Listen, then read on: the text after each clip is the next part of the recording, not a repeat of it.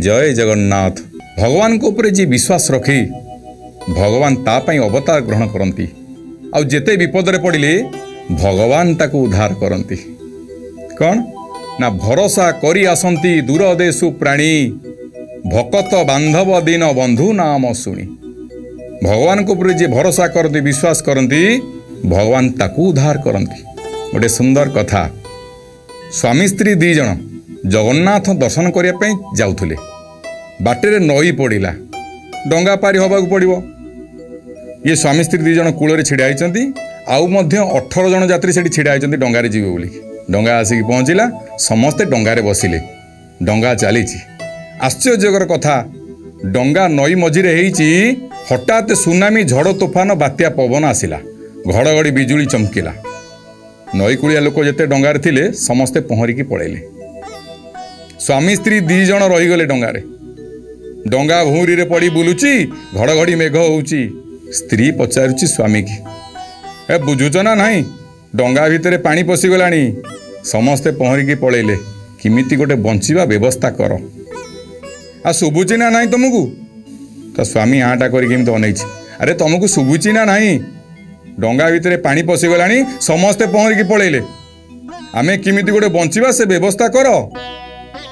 ता स्वामी गोटे खंडा बाहर कले कले तो बेकुर काटिबी ना मझुरु दी घर करदेवी कह कौन कले खुशी हेबू तो बेकुर काटिदेवी ना मझुरु दी खंड करदेवी। ता स्त्री कहले रखम से खंडा फंडा हाँ डंगा भितर पानी पशिगलानी बुड़ी की मरिबा मते खंडा कौन देखौच रख से खंडा किमिति बंचिबा व्यवस्था कर। ता स्वामी पचारिले कहले हेलो तो बेक कति खंडा नहीं मारी तो दे था आउ तते भय लगिलानी तते मझुरु दी खंड करदे बोली कहली तते डर लगिलानी कहीं। ता स्त्री कहले तुम्हें मो स्वामी मु तुमको भल पाए प्रेम करे श्रद्धा करे तमें मते मारिबो केबे मारिबो ने। अरे मु तुमको भल पाए प्रेम करे श्रद्धा करे मोर विश्वास अच्छी जे तमें मते केबे मारिबो ने। ता स्वामी हाथरू खंडाटा गली पड़िला कहला आलो 5 वर्ष है तू आम घर को आसीचु तू कहूचु मते प्रेम करुचु श्रद्धा करुचु विश्वास करुचु तोर विश्वास अच्छी जे मु तते मारी पारिबी नाही हेले मु जाकू 35 वर्ष है प्रेम करुची श्रद्धा करुची भक्ति करुची से जगन्नाथ कौन मते मारिदब।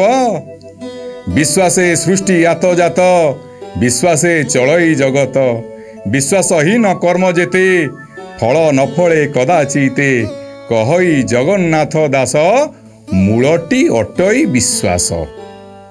आपण जेते बड़ विपद रे थांतु जदि प्रभु को ऊपर विश्वास रखिबे प्रभु निश्चित उद्धार करिवे।